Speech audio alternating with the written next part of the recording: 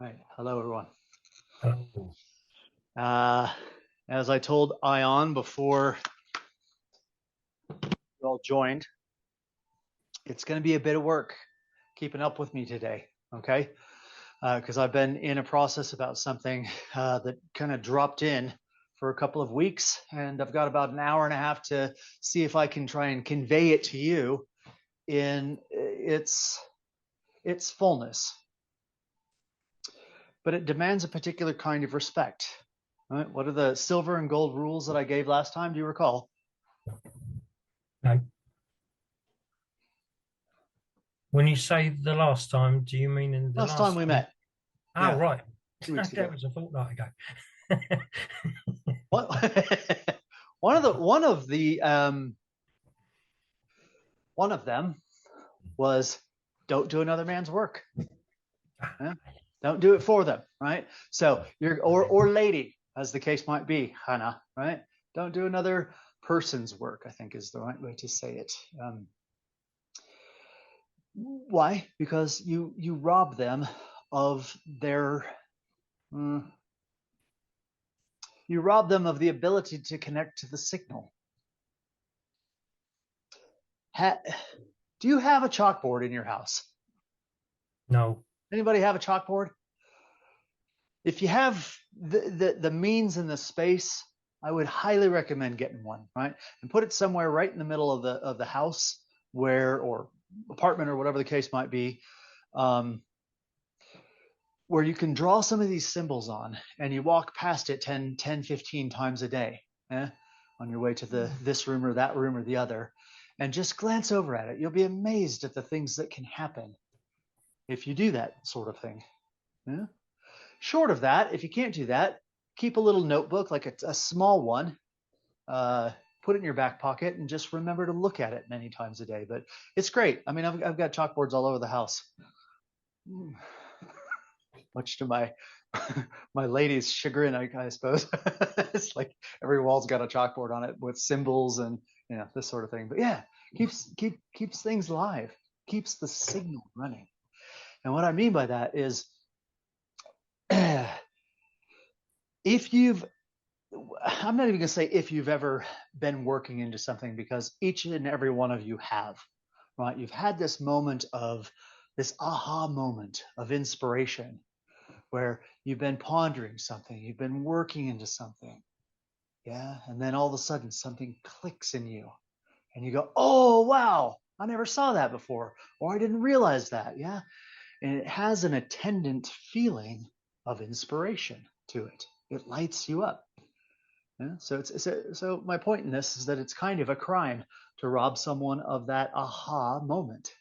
Yeah. Yeah? Because if you just, it's like the difference between someone cooking their own dinner from scratch or opening up a TV dinner, television, TV dinner. You guys have those, or a frozen dinner, yeah, and putting it in the oven or microwave. That's the kind of difference it is. I know. Yeah, Mark. Microwaves. Yeah, I know. Not All good right. for you.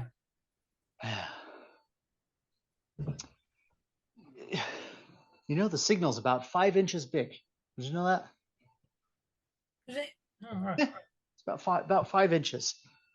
People think of a microwave, right? And they think it's like this tiny little high frequency signal, but if you could actually see them, about 5 inches big. Larger than you might think. Who's done the electrolysis experiment? Let's or the galvanic, yeah, type of thing. Mark, did you all get yours set up? We got the copper wire arrive yesterday in the post. So we Uh-huh. now have all the components. Just haven't had a chance to have a go at it yet. All right. So NZ, did you get a? everything's here. Yeah. Yeah, good. Did you get a chance? Yeah, I did it. Yeah. You did not or did? Yes, I did. Yeah, okay. Yeah, All I right, tried good. a few different things. Did you come up with anything that looks like this? Look at that. It's like almost like the color of blood. Did you get that far in it yet? Don't drink it. No. Okay. What have you observed? Anyone just jump in. Tell me the things that you've observed, because this is your first exploration using this approach into the laws. What'd you see? What'd you notice? I mean, in my case, I tried, first I tried just water, like tap water with it and measure current and voltage. Yeah. And then I compared that with other things that I was putting into the water, like vinegar, baking soda. Yeah, and I was writing down those measurements. Yeah. It generally And, increases the voltage, doesn't it?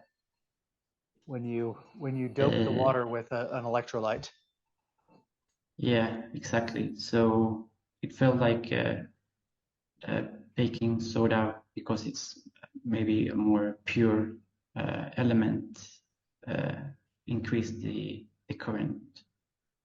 But I don't know. I'm not sure. I'm not a chemist. Yeah. Good. I don't want you to be a chemist. Yeah. Yeah. Like soil was the lowest current. What was? Soil or sand. Yeah. Okay. Yeah. Did you learn anything about the laws with it? The law of three specifically is what we're after. Think about it in the terms of Ion. Do you have that list I sent you? That list of questions? I do. One moment. Let me see if I can. Would you? Those kind of came off the cuff for me, so I wanted to. Would you mind reading those out? Think in terms of questions. Let's see here.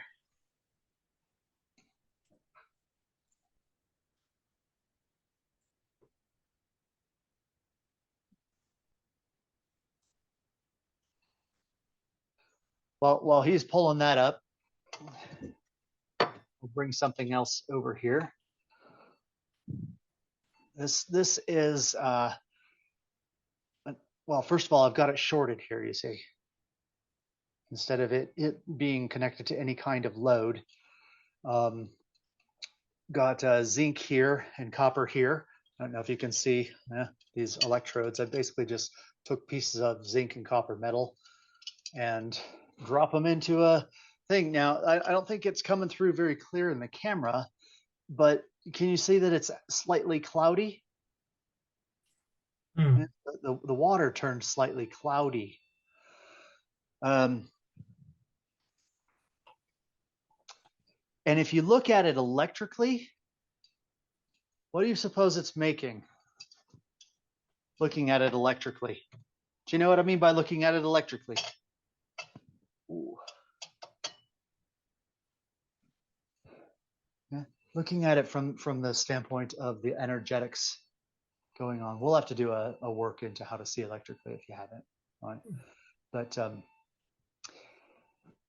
looking at that, it's sparkling with silver, believe it or not. Now, isn't that curious, right? Making silver out of zinc and copper.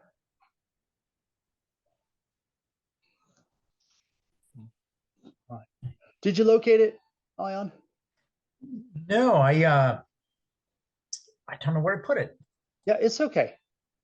Let's keep the momentum going. It's all right. Yes, I'll send it out after this. But the idea behind this is that you're trying different things. By the way, this one's kind of interesting because it's very low voltage. It's just water and those two metals in it. I think it measured at like 0.8 volts, but the current's about 3 amps. It's high. 3 amps is actually kind of high, isn't it? Yeah. Yeah. Parasite. I found it. Yeah, good. Okay. Read them out. Okay. How does changing the bias of the neutral vector change the result? Right. Pause there.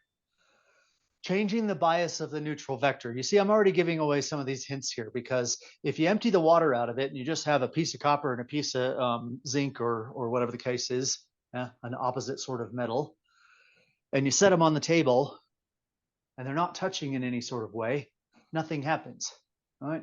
So positive, negative, and neutral have to arrive at the same point in time. Yeah, just like if you put a, what? Who was talking? Was that me? Did I get an echo? Okay. Sounded really smart, so I wanted to. Right, or if you take away one of them, you just have water and copper, nothing happens. So that medium that it's put in is the neutral vector. But depending on its bias, in other words, whether it's ionically charged one direction or another, it's going to have a different result. Now, if you read the writings on things like astrology, detection, those sorts of things, right, from the archives and whatnot, you'll come across this phrase that I've used before, and that phrase is, it's along the lines of what this implies, right? Or therefore, one could see. You say like, read the ones on astrology, for example, talks about Mars, certain features of Mars, and then it says, therefore, one would expect that an Aries or a Mars-like person would have this feature. You see those types of things. That's a really good phrase to use when you approach the work. You notice this, you add a little bit of sodium bicarbonate or vinegar or whatever the case might be to the solution to bias the neutral vector. Therefore, one would expect that in my own neutral vector, if I'm able to add something to it in one flavor, direction, or another, I get a different result. Okay, continue on, carry on. What happens when an incompatible neutral vector is present? Have you tried oil? Right. Did you try oil? Yes. Yeah. What happened? It was basically like disconnecting the circuit. Yeah, there was a complete disconnect. Right. Yeah. Now, imagine, scenarios where you're trying to get into a work, but you have the wrong foundation. Wrong neutral vector. You think you have everything there. It's like, well, I filled myself with a positive, a negative, and a neutral, but unless it's the right kind of neutral vector, nothing happens, huh? Okay, carry on. What does this say about the neutral vector in your endeavors? Yeah, right. Keep going. Do you understand the lesson on initiative, general habitual living, and new knowledge? All right. We need to work into that. Somebody send me an email in the next week or two to touch back on this, okay? On that particular lesson. All right. Carry on. Let's see here. And continuation of that was, and does new knowledge have to have an electrolytic bias? Yeah. All right. I've given the example.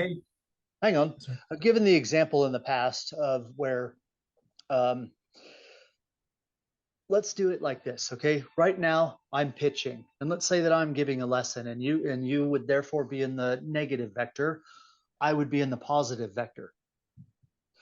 Now, if you don't have a frame of reference for what I'm saying or talking about, then what's going to happen is that there won't be that connection. Yeah, there won't be a flow. Yeah? Well, let's put it this way. Let's say I just grab some random person on the street or at the bus stop and start speaking about these things to them. Yeah? For the most part, because that person and myself don't have any kind of relationship, nothing to neutralize, there will be no flow. That's like oil right there, isn't it? Yeah, just oil. We can't connect. Um, if we have a common ground, but they don't have the frame of reference, it's like water. You see, I might pitch and I might start talking about Egypt or the astrolite or the tarot or any number of things that are very foundational for folks like you and I. But if they don't have the references for them, what happens? They have to come back and they have to ask a question. Yeah, they say, Pierce, I don't understand you in this. And I have to add an electrolytic content to the medium that they have within them so that they can complete the circuit inside themselves. Yeah, this listening, do I understand it? Yes or no? It passes on into the triangle. The triangle within triangle within triangle is what I'm trying to get across with this particular lesson. All right, Ion, carry on. Okay. See, in the second rotation of the law of three, you are using electrons, holes, and other medium of work, i.e. a LED as the neutral vector. What is caused to be diminished in the first triad? The anode, cathode, or the neutral vector? Yeah, right. So an LED, I think I showed this, I held this up to the camera before, but an LED, if you have your solution electrolytically doped properly, you'll probably, you might get this to light, all right? Just depends on what your solution is. These have certain current requirements that you might be missing. And so you could actually put a couple of ice cube trays in series with one another or in parallel with one another and get that to happen. But the point is that you have one triad going on, which is the copper, the zinc, and the medium in which they communicate. Yeah, that's a single triad. But it creates from itself another triad, which is the positive charge, which is now electrons moving. Yeah, and well, actually, technically, it doesn't work that way, but we'll say it does. Okay, but you have the positive charge, the negative charge, and the light bulb or LED, or if you take the spring out of one of those click pens, you'll feel heat on it. You get enough current, you'll burn it out. It'll start glowing, but you'll feel some warmth on that. That's why I said if you can't get a light bulb or an LED, just dismantle a pen. All right, you'll be set. All right. So second triad, yeah. Is that it, or was there more? There was more. Oh, okay. Let's see here that in the second rotation of the law of three, what kind of residue do you find in the neutral vector, the electrolyte? What color is it? Why is it tinted? Can anything be done with the residue? Does it serve another purpose for that which is below? All right. Look at that. Like I showed you earlier. It's kind of blood red. Almost looks like tea, doesn't it? I'm not going to drink it. Don't worry. But yeah, what's in it? Yeah, start getting your faculties towards it, because you'll notice changes. You'll notice very obvious changes in your little lab experiment in there of things happening.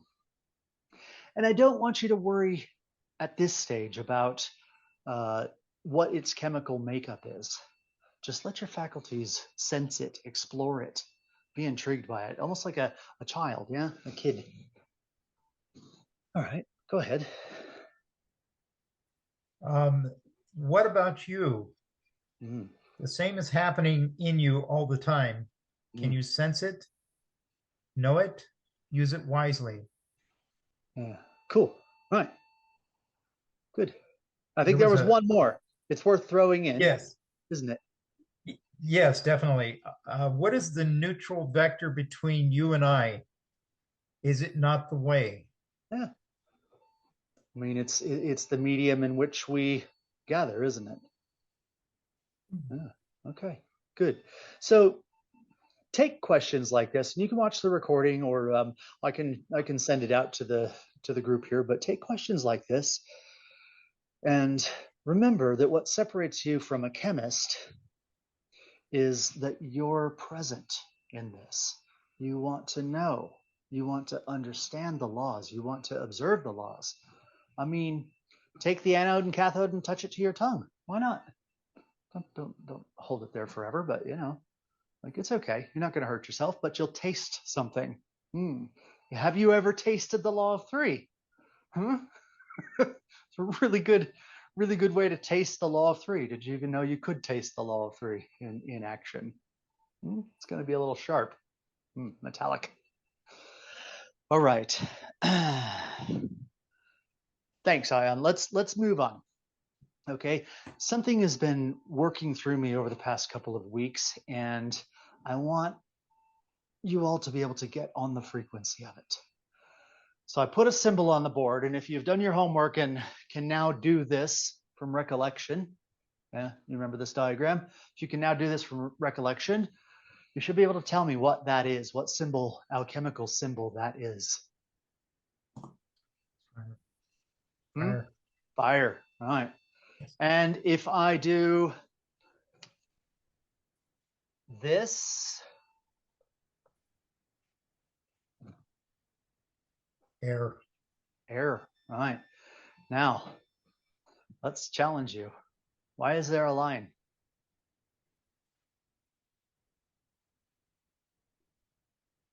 Why not just come up with a different symbol? Yeah. I mean, it could have just been this. That could be air, and the triangle could be fire, couldn't it? Why is there a line where that line is? This is going to blow your senses in a moment. All right, I can see that you're not quite there. What if I do this? What if I make it longer? Have you seen that anywhere before?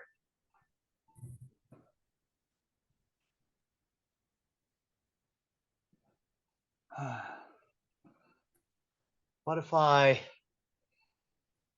connect them? Have you seen that anywhere before?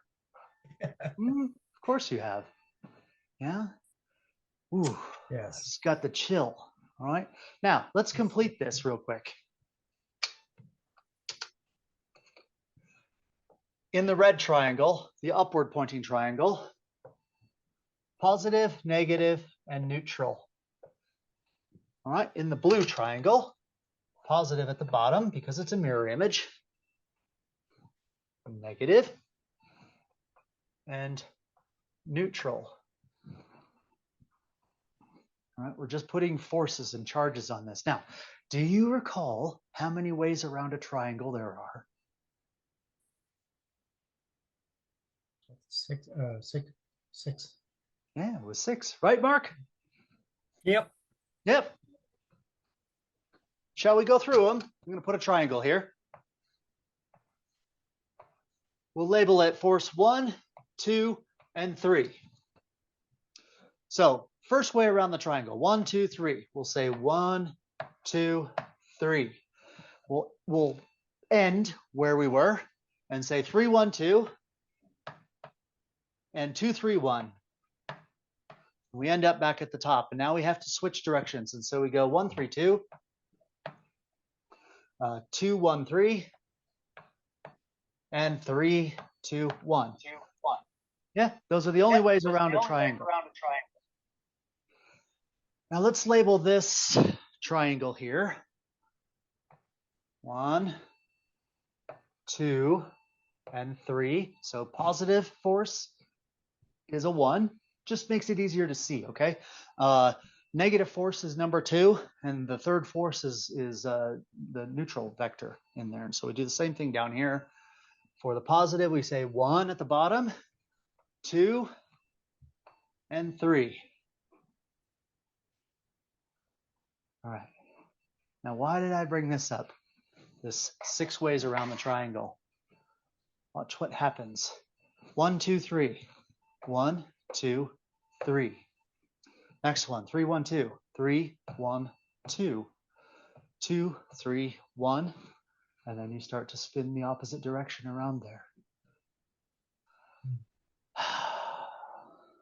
Are you with me so far?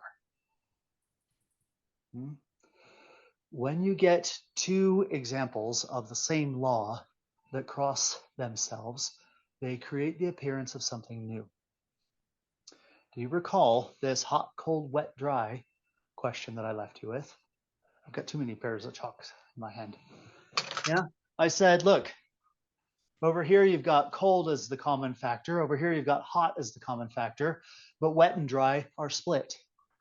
And I said, why is that? Did you solve the riddle? Yeah. How does the law of 2 become the law of 4? It interacts with itself. How does God become the law of 2? It interacts with itself. Do you see? Told you you're going to have to be quick today, okay? God. Absolute. Call it the absolute, yeah? Oh, everyone there? Saw a lot of flashing happening, okay? How does God get to know itself? It doubles. Yeah? It has to double. It has to split into two things. And that's where you get the line. How does the line know itself? It doubles. It has to create two lines of itself, and that's where you get the triangle. How does the triangle get to know itself? It does it again, right? Except it merges, you see. The triangle merges with itself when it really wants to know itself. This is the way it happens. Okay? Are you with me? To a degree. Huh? Yeah. Remember, aggregation and confirmation. You had this lesson, right? This idea that something confirms itself, like a single cell splitting into two, and then those two cells grow in volume. So you've got confirmation, right? Two cells split. Aggregation, getting bigger. Confirmation again. Aggregation, confirmation, aggregation, until you get a baby. Yeah? Until you get a complete human being. Everything works through that principle of confirmation. In other words, it splits in half, and then each half grows. Aggregation. Okay? So the law of 3 appears as the law of 6 through that very same process. All right?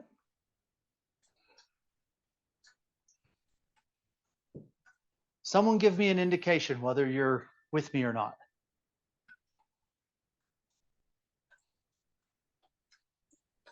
Yeah. All right. I want to hear from each of you if possible. Mark, are you with this? I feel really spaced out. Okay.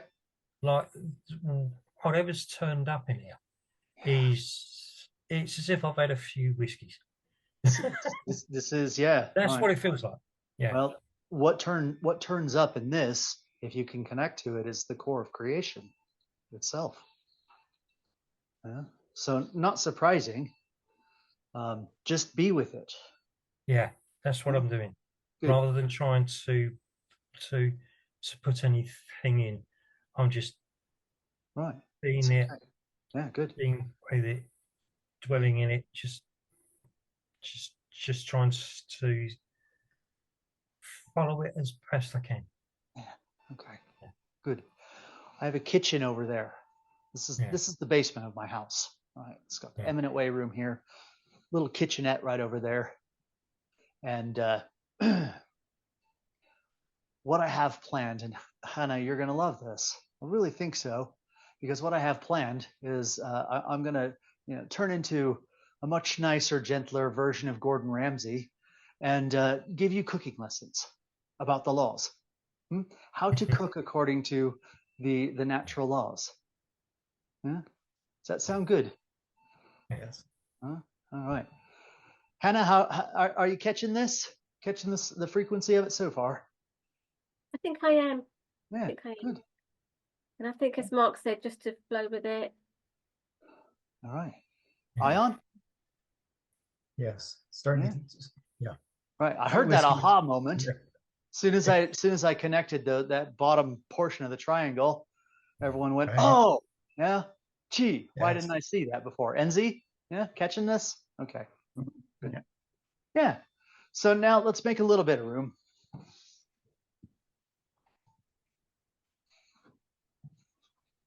We'll get rid of the numbers. So for fire, you have an upward pointing triangle. Positive, negative, neutral. For air,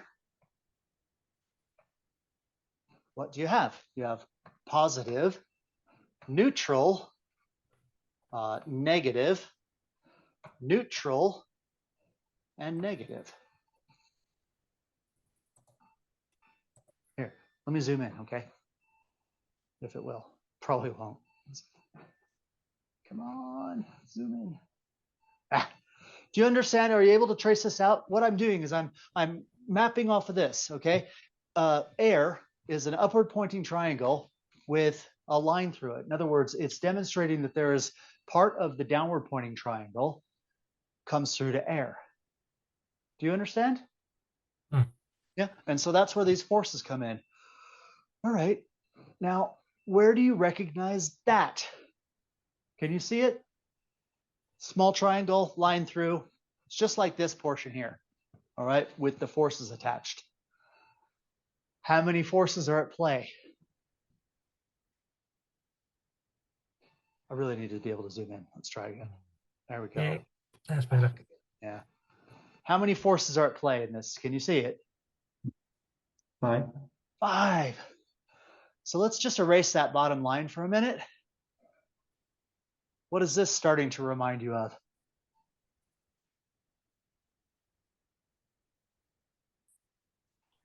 What if I do this? Connect the neutrals and connect the negatives. Now what do you have? Pentagram. Holy hell, you have a pentagram. Yeah. And if that didn't make your scalp tingle just now, I'll say it again. You have a pentagram. Yeah. All right.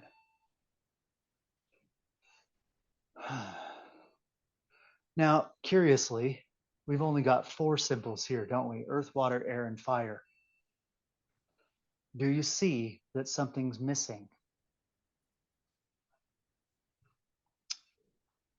We've got an upward facing pentagram. We would have a lower facing pentagram, wouldn't we, from the other one? Hard to draw. Yeah. In other words, this line here, if you draw the downward pointing triangle with this line through it, which is what element? Earth. Yeah, it's Earth. Okay. Then you've got different forces at play. You've got negative here, positive, neutral, negative, and neutral. And then if you connect those, connect the similar ones up, the neutrals and the negatives, you get a downward pointing pentagram. Okay. Nothing evil about it. It's just the full symbol for Earth, downward pointing. The full symbol for fire, upward, or air, I'm sorry, upward pointing. Yeah. But question for you, let's get rid of these. See, I'm going to need more chalkboards, aren't I? We'll do upward pointing triangle in red. We know this vector, right? That's air. But what about this one? You see? Because there's also a point where neutral and positive cross this line here. Or what about this one? That's incomplete. How many are there in total? There's 3. 4 actually, because you also have the without the overlap.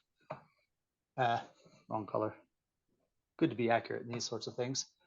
Got the downward pointing triangle, and 1, 2, 3. So you've got 8. Right? Upward pointing triangle with a line, upward pointing triangle with this line and this line. So that's 4 right there. And then same thing with the downward pointing triangle. You've got 8. Now, if you watch the video, today. The one that I sent out said, hey, you might want to check this out. If you watch that, where does 8 play into things? Creep over here. Start giving hints. Let's see. Huh? Oh, I Ching. Right. And you see how they represented it. They've got the names aren't going to match, okay? Because what the I Ching calls earth, they would call water, and what the I Ching calls heaven, they would call fire. But the forces, the positive and negative forces in all of these will line up, and there's 8 of these trigrams. Now, it's a very curious thing because this diagram is ancient, as is this diagram. All right, they both came up with the same exact idea, just different names, just different words to put on it. But now, we're in a situation here where we've got a bunch of laws on the table. You've got the law of unity, right? That prima materia, if you wish, or the what do they call it? I think it's Weiji. I don't remember for sure, but anyway, this one over here, right? The yin yang that's mixed in a mixed state. In other words, there's no dots in it yet, hasn't separated out. Yeah, that creates fixed and volatile. And to know itself, it has to intersect itself with itself. You see, it has to come up with another aspect of itself. You can call it hot and cold on one bar, wet and dry on another, and that's how it gets to know itself. Yeah? And so then you get these 4 out of here, which is really 8. Alchemists were tricky, you see. They didn't want to give away everything. They didn't want to give it all away. Yeah? But out of that 4 comes 3: salt, mercury, and sulfur. So you've got 1, 2, 4, 3. Out of these 4 comes 5, the pentagram. And out of the law of 3 knowing of itself, you get 6. So now we've got 1, 2, 3, 4, 5, 6. All in there, all in that diagram. Yes. I think Pythagoras at this point would have gone, wow. Yeah. I did. I'm not Pythagoras, but I went wow when that dropped in. Yeah. What can you do with it? Isn't that the question? I don't want to spend a whole lot of time on theory, but you do need some time on theory. And because if you don't have the foundation, you don't have the neutral vector, and you're just going to become a chemist or a chef. Huh? And there's far better chemists and chefs out there than me, so you wouldn't be well served in that regard. But what can you do with this? You can begin to look at these diagrams and go, what does it say? You see how I started off.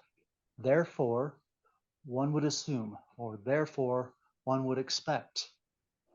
Yeah, it's the way into the work. Okay, I'm going to stop. I'm not going to stop the recording or anything, but I'm going to stop pitching for a minute. I want you to run with it now. I want you to look at these hints and clues. And by the way, before I go on, obviously 5 goes back into 3 because you only have positive, negative, neutral. So if you draw any of these pentagrams, yeah, that appear from this, you connect them back up, the positive or negative being the solo or neutral being the solo, and the other 2 being connected in the pentagram, they again resolve back into 3. Do you understand? Yeah? Yes. All right. Therefore, one would expect,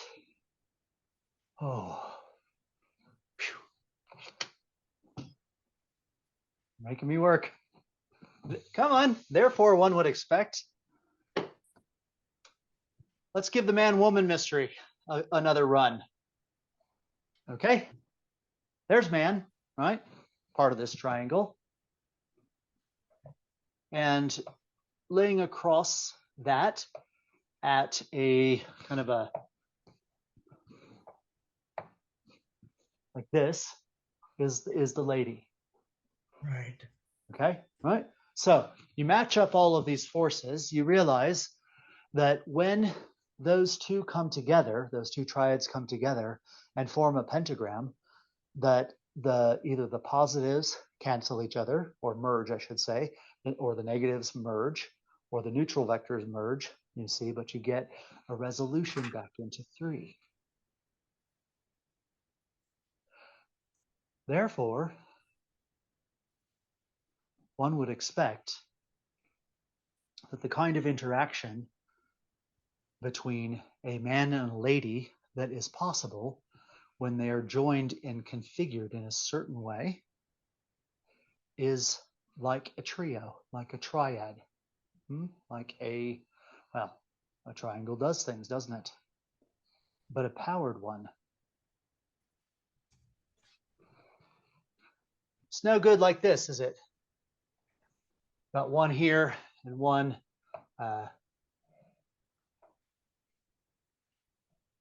here. If they're not converging upon one another, those aspects can't match, can't mate. All right, go and go. What do you see?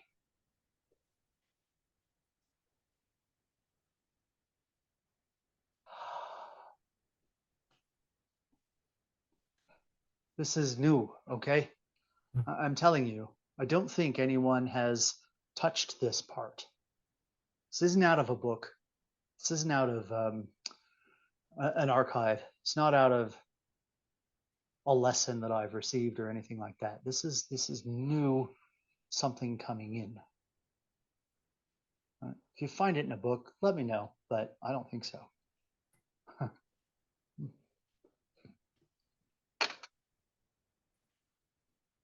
Is this good? Yeah. Huh? Does it get you running, or more importantly, does it show you a way into how to work in these things, work in these realms? That's why I say get a chalkboard, because without me drawing something like this on the chalkboard and walking past it, 25 times a day, giving it the glance, it doesn't know that I'm interested. If it learns that you're interested, it's going to go. Yeah. I don't take credit for this, by the way. This is not a man. Pierce sure has a brain on him. It's not like that. It's just an openness. Don't chase knowledge. Love it. It'll come. If you love anything, it'll come to you. Guarantee you. If you're out in the jungles of India, where they have tigers, if you sit down and if you are in touch with that idea of love, and if you love everything about a tiger, it's not going to maul you. It might come to you, but it's not going to try and maul you. It'll understand that signal. Same thing with the unseen worlds.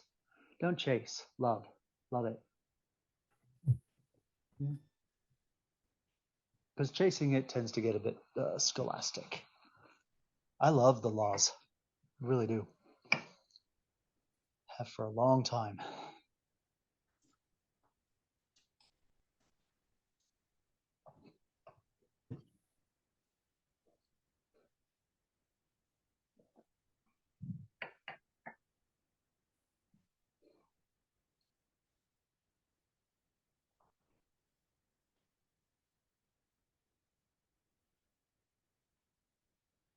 Do you need a prod? Okay.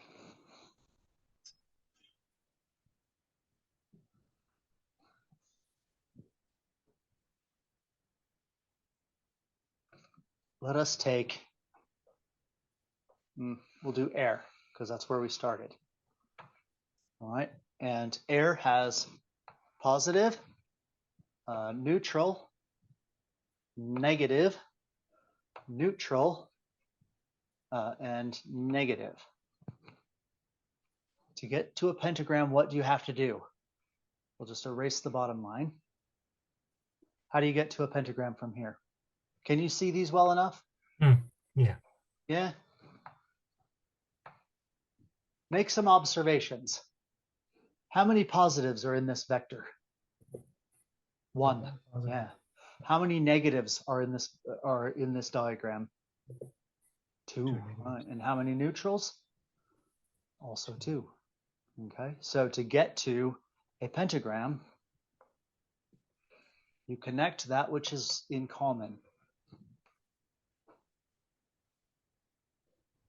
You get rid of this vector and you connect the neutral with the neutral and the negative with the negative. Now, that's called running in parallel. If you go back to your ice cube tray, right? If you take two batteries, just, the little square 9-volt batteries, you know those? Yeah. Take two of those, stack them one on top of the other so that you've got the positive here and the negative here on both of them. Hook the positive to the positive and the negative to the negative. Do you know what you'll read on the output? Will it be 18 volts or will it be 9 volts? Do you know? I'd say it would be 9. Right. So what changes in that situation? It will stay at 9 volts. You're absolutely right. But what will change? The amperage. Yeah, the current, right? Yeah. The current will double, but the voltage will stay the same. Yeah. Okay. That's called a powered condition, isn't it?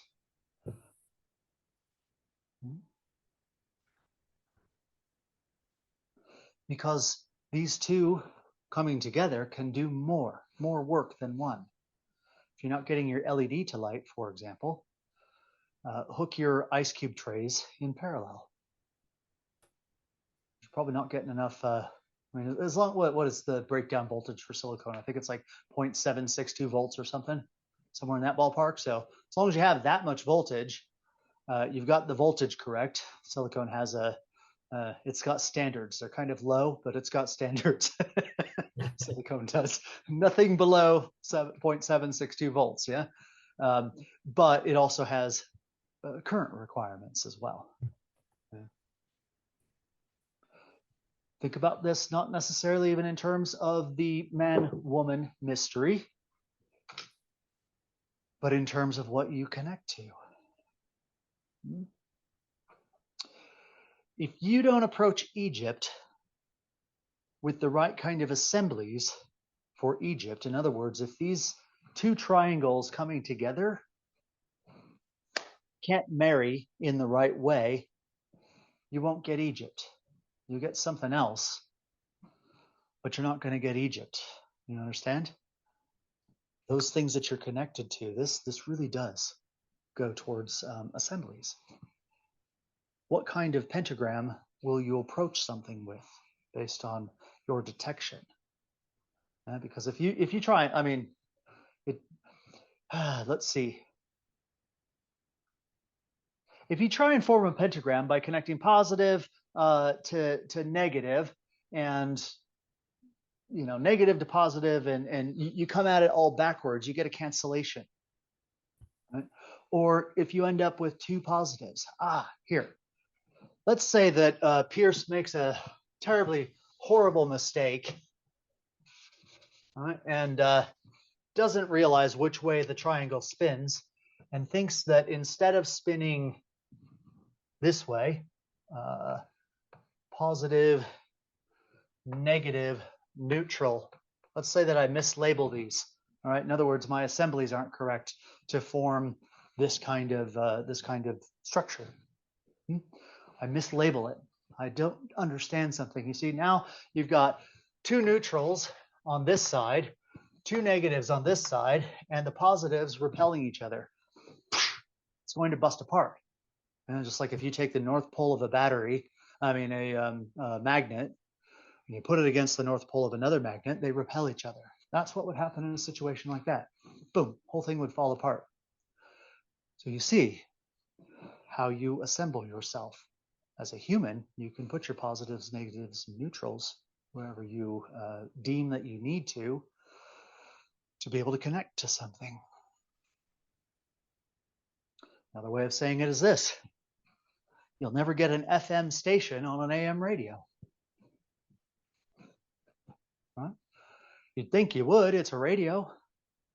It's receiving electromagnetic radiation. It's down converting it. Right? But it's not, doesn't match, doesn't fit. Okay, so there's a starter. Can be in how you approach the work itself or how you approach various things. You know what assemblies are, don't you? Who can take a run at what assemblies are?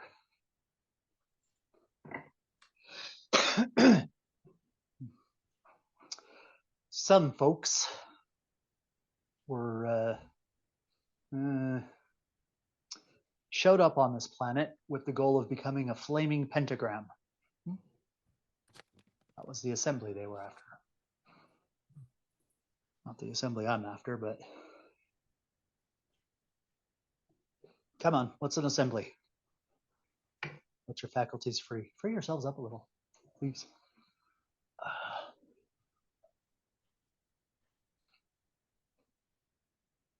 Hannah, what do you suppose an assembly is?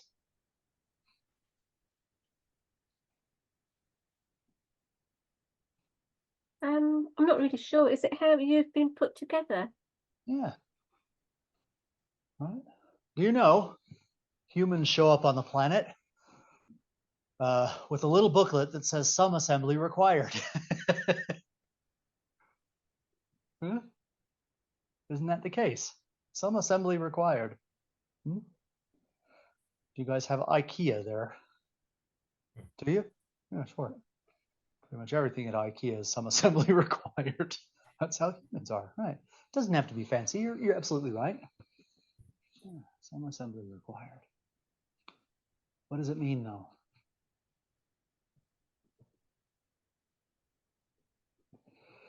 Let me ask this.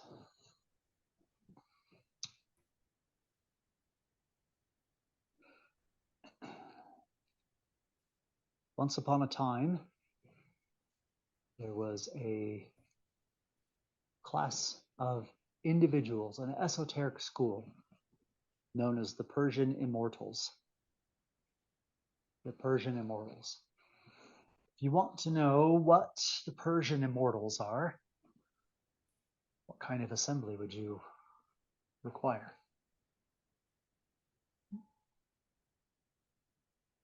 That of a Persian immortal. Say again, please. That of a Persian immortal. Yeah. Right. Meaning what? No problem. The chats don't show up on the screen, you see, when I record it. So for future audiences, that was not a display of clairvoyance that I knew that he was leaving. Yeah, it was. Yeah, sure. Right. Do you think it would be helpful to know a bit of Farsi or Proto-Farsi? Yeah. Yeah, probably. Do you think it would be helpful to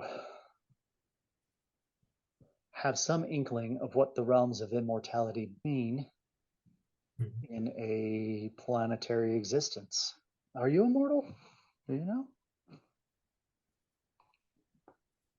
Which part? Well, pick a part. Do you have an immortal part?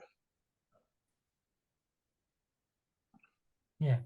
Yeah, okay, good. The spirit.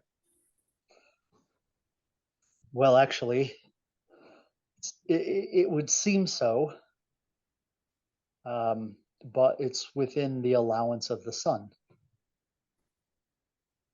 In what way? Well, for as long as all planets are here, Jupiter, Mars, Venus, so on and so forth, humankind has the ability to form an astral body. It's because that's where the signals, or the substances, I should say, come from to form an astral body. And when you die, if you've formed up an astral body, it can exist for about 28,000 years before it also dies. There's reasons for it. We'll get into it sometime. But the sun, or I should say the spirit, is powered by the sun. So even if all the planets disappear, as long as the sun is still in existence, it can continue to power your spirit in the system of ores, in the system of gold. Are we talking about the same spirit? Because the understanding that I've got is that there is that little bit of spirit in all of us. Yeah. That is actually part Yeah. of God. But it can only live as long as the sun that it came issued from lives, right? Because you bump into another law, everything returns to the source of its arising. So when the sun goes supernova and collapses, then it reclaims all of that. And when the Milky Way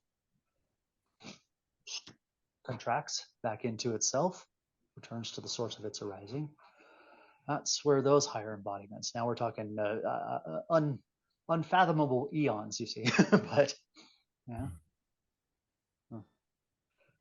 Anyway, right. To get gold, you got to have gold. Yeah. Yeah. That's the point here. To get an assembly or to get to something, you have to have some of it in you. Right? Why do you think? Well, first of all, let me ask you this. Do you think that the alchemists actually created gold? Ancient alchemists? Like, I'm talking like actual gold. Yeah, you think so? Why do you think that, Ion?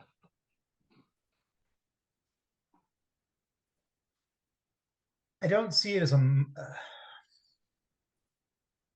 I see it as an actual goal, but not as a monetary gain. Huh. It was actually a rule. They had to give it away. Same rule I live by the way. Exactly. Yeah. It was not for personal gain, is the way I'm perceiving it, the way I'm starting to understand it. Yeah. You keep the residue of it. You know, if you handle gold, a bit of gold rubs off on you. You can keep the residue of it. Nature says, sure, go ahead. All right. There were. Do you know the term puffer? Yeah. So if someone's a puffer in a certain, no, never heard. Okay. No. A puffer comes from alchemy, actually. It comes from there were two classes. There were the real alchemists that were making gold, literally making gold, out of their alchemical processes, plus themselves in the process. And then there were the fake alchemists that were attempting to make gold, but what they were really doing is tinting copper and other things together to make it appear as gold so that they could sell it, but they were never in it. They were never in the process. They were just in it for monetary gain. They were called puffers because they're the ones with the bellows, stoking the fire, but they were never in it. They were puffers. So anyone who's kind of a pretender at something is a puffer. In this terminology. Yeah, two kinds.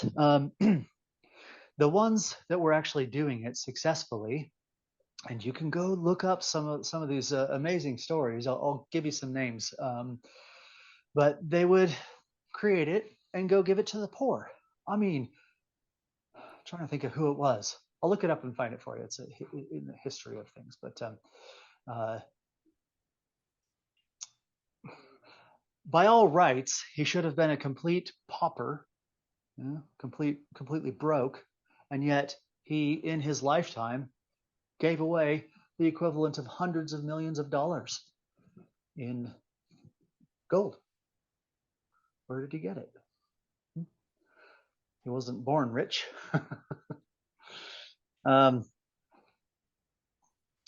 But the problem is, and the reason why alchemy got such a bad name is because of the puffers. You see, because eventually the kings and queens that would fund these alchemical labs and fund this alchemical research really attracted the puffers, and the puffers were scam artists, passing off painted lead as gold, roughly speaking. Never did accomplish the great work, as alchemy is often called. So, of course, if someone scams you enough times, you in an industry, you stop trusting the industry. I don't know what used car salesmen have the kind of reputation here in America for being the sort of person that you don't trust, as are lawyers. No offense to used car salesmen and lawyers out there, but yeah, same thing. So, okay. But yeah, I agree, or at least I think it's possible. But the missing ingredient is oneself. Are you, when you're doing this work, are you in it? Kind of the reason why I say you're just going to absolutely love the upcoming things is because I just had this precasting vision of you in the kitchen working with these 6 forces and creating meals and so on and so forth, based not on a recipe book and not on the flavor so much as what's needed. Each of you will have an experience when you're in the kitchen making what your own complex needs, and you'll have wisdom about it because we'll go through how these different forces show up in a person. Okay, how's that sound? I thought about asking you, at some point in time, and you can if you want to buy one of those distillation trains, the glass that I showed you last week. You can get one if you want to, but it would be so much more interesting if you were to figure out how to make one on your kitchen stove. Because I tell you, if you have, I'm not going to tell you what you need. You most likely have everything you need to make a distillation train on your kitchen stove. Okay. But that's going to require you to get creative about it, isn't it?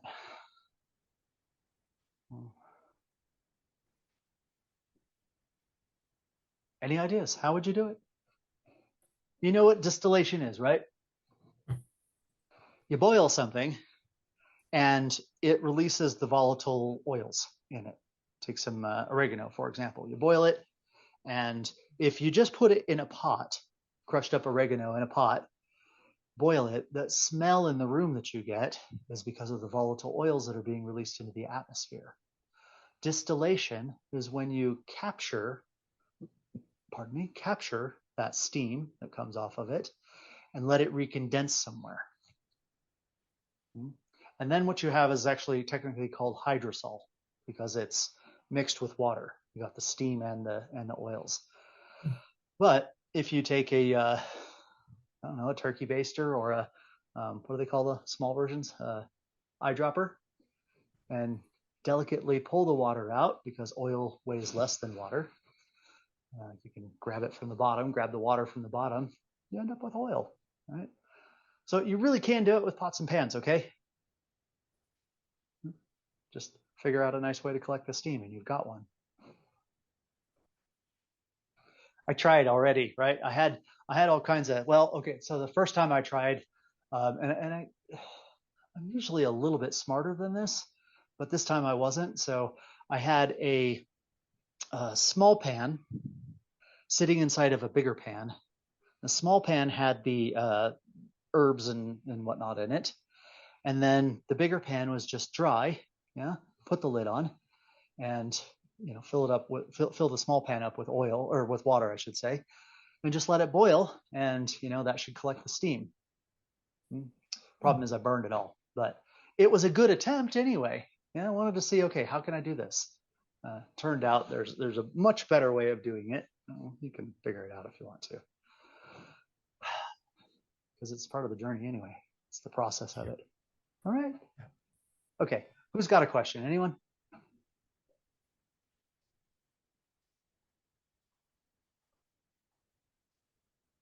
I love the look in all of your eyes at the moment. Can tell. It's like can't get this many places, I think.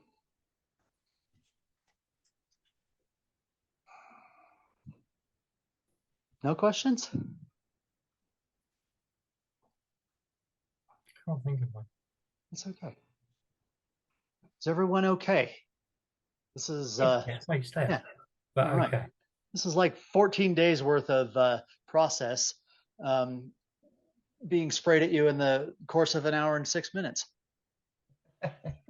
So if you're feeling a little like, that's probably the reason why. All right. Well, shall we wrap it then? Got things to run with, don't you? Yeah. Yeah. Okay.